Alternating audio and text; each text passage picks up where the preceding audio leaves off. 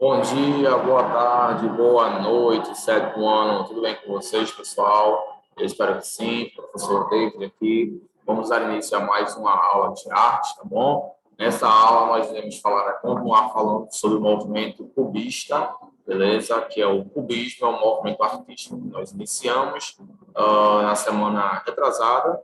A gente falou um pouco sobre o cubismo, sobre as suas características, as características das formas geométricas do cubismo, as características dos traços, alguns artistas, como Pablo Picasso, que foi o precursor aí desse movimento artístico.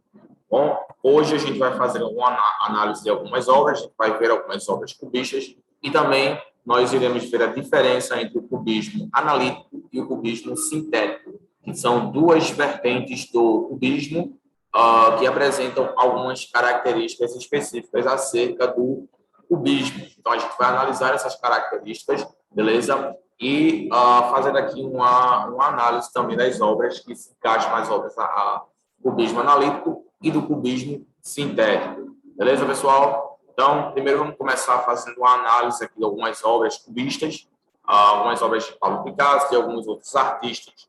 A gente já chegou a ver brevemente, né? Eu gostaria de mostrar mais um pouco para vocês algumas obras que a gente não chegou a ver do cubismo, tá bom? Pois são muitas obras e devido ao nosso pouco tempo a gente não vai poder fazer uma análise. Então eu vou deixar essa para casa para vocês fazerem uma análise de pelo menos 3 obras cubistas. No final da aula eu vou falar mais um pouco sobre essa atividade, tá bom? Vou colocar o nosso cabeçalho para que a gente possa dar início a essa análise de obras aqui, essa visualização de obras.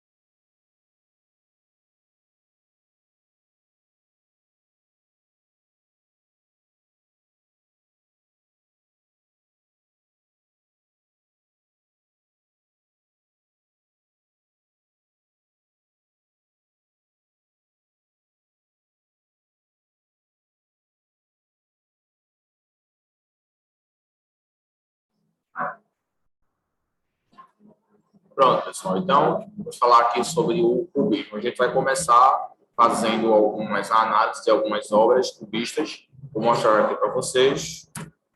Pronto. Alguns exemplos de obras cubistas, tá bom? Essa daqui, por exemplo, ela foi de Paulo Picasso, La Dame de Avignon, eu já mostrei para vocês aí esse exemplo dessa obra, tá bom? Foi a primeira obra que iniciou o movimento cubista, também de Pablo Picasso, essa daqui, cadê?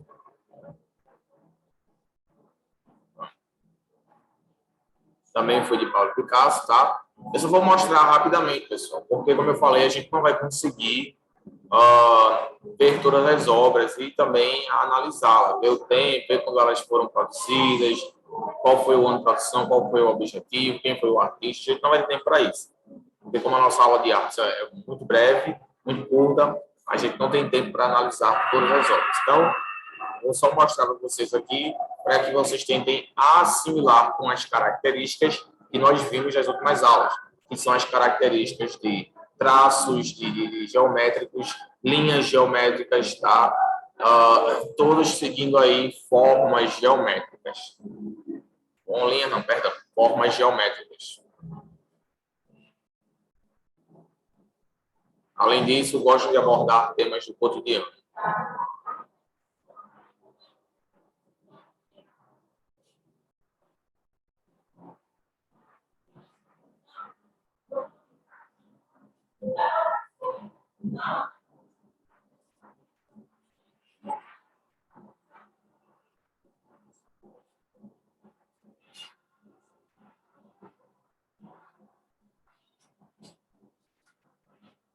Bom, pessoal, então vocês estão vendo aí todas essas obras cubistas que eu mostrei para vocês, todas elas fazem referência, né, a essas formas geométricas.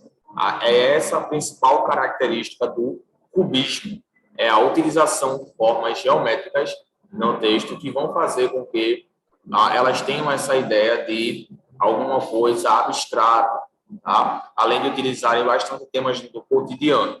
Então, essa é a principal característica do movimento cubista, beleza? Iniciado por Pablo Picasso. Agora, pessoal, a gente vai voltar para o nosso quadro virtual e vamos entender a diferença entre o cubismo sintético e o cubismo analítico. Professor, tem mais ainda? Tem, pessoal. Cubismo sintético e analítico. São duas vertentes do cubismo, bastante parecidas, não se preocupem, tá? Não é um assunto difícil, são duas vertentes bem parecidas, tá? E a gente vai entender aí qual é a diferença entre o cubismo sintético e entre o cubismo analítico. A gente começa aqui falando um pouco sobre o cubismo analítico, tá bom, pessoal? Pronto. O cubismo analítico, pessoal, foi a forma mais abstrata da arte cubista, apesar da curta duração. Ele durou pouco tempo, foi de 1910 até 1912, tá bom? Foi um marco para a história da arte e, claro, teve seu principal representante, Pablo Picasso, tá bom? Esse cubismo analítico ele foi marcado, pessoal, por aparência fragmentada, predomínio de uma paleta monocromática e também a utilização de formas geométricas. Nesse contexto, vale destacar que as formas representaram o foco dessa fase. Sendo assim, seus artistas estudaram a importância e as linhas dos formatos geométricos. Principais características do cubismo analítico. Bom, a principal característica do cubismo analítico, pessoal, é a prevalência de formas geométricas. Prevalência de formas geométricas. Ausência de perspectiva. Ausência de perspectivas.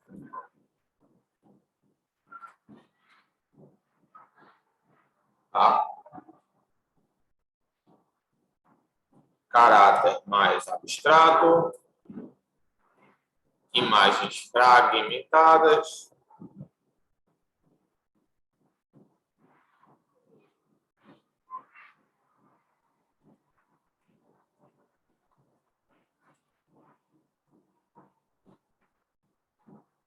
Bom, imagens que causam ilusão de ótica. Bom? Muito bem, pessoal. E agora a gente vai entender um pouco sobre o cubismo sintético. O analítico, como vocês puderam ver, são basicamente todas aquelas características acerca das quais eu já tinha explicado para vocês, tá? A utilização de formas geométricas, a ausência de perspectivas, ou seja, cada pessoa é uma arte subjetiva, cada pessoa tem a sua perspectiva quanto à interpretação da obra. Tá? Um caráter mais abstrato, imagens fragmentadas, imagens que causam ilusão de ótica no apreciador. Beleza? Bom. Agora a gente vai ver aí o cubismo sintético, né? Cubismo sintético. Pronto.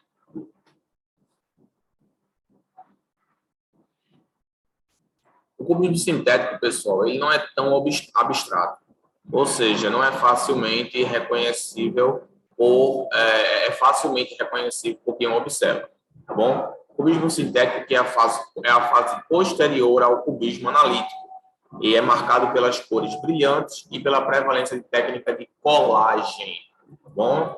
Prevalência de cores brilhantes e a presença das técnicas de colagem. Então, no cubismo sintético, pessoal, a gente percebe muito a utilização dessa técnica de colagem. Eles utilizam a colagem de várias imagens em uma obra só, tá bom? Além, claro, da prevalência das cores mais brilhantes, as cores mais vivas, tá? Essas cores vivas, elas causam esse efeito um pouco mais vivo, um pouco mais nítido, além de ser menos abstrata do que o cubismo analítico. Bom, diferença de cores, cadê?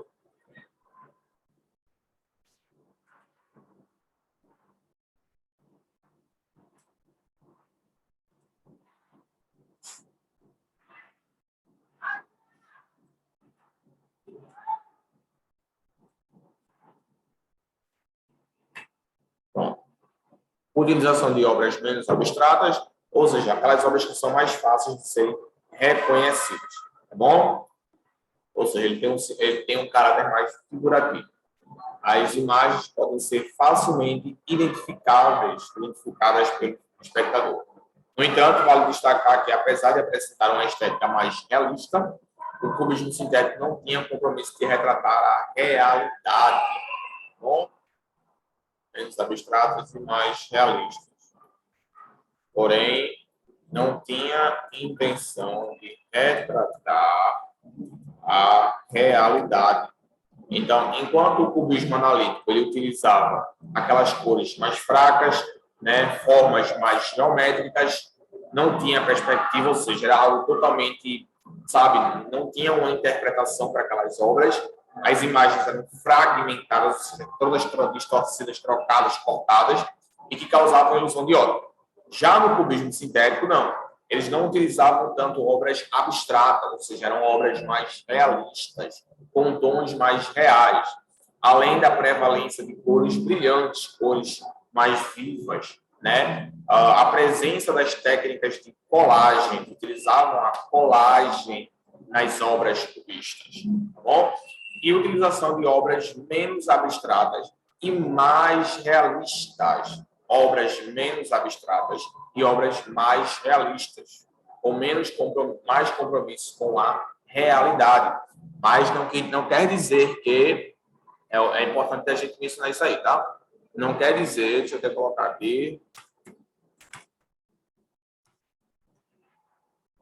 Não quer dizer que tinha a intenção de retratar a realidade, tá bom? Não era isso, não era tipo modernismo, que gostava de fazer referência a obras, a realidade, que as pessoas sofriam naquela situação, né? Não era tipo isso, mas eles utilizavam aí uma forma um pouco mais realista das suas obras. Beleza? Muito bem, pessoal. Que bom. Acredito que vocês conseguiram entender essa explicação rápida aí. Beleza? Bem, basicamente essas são as duas diferenças da vertente do cubismo. Foram duas vertentes, como vocês puderam ver. Beleza?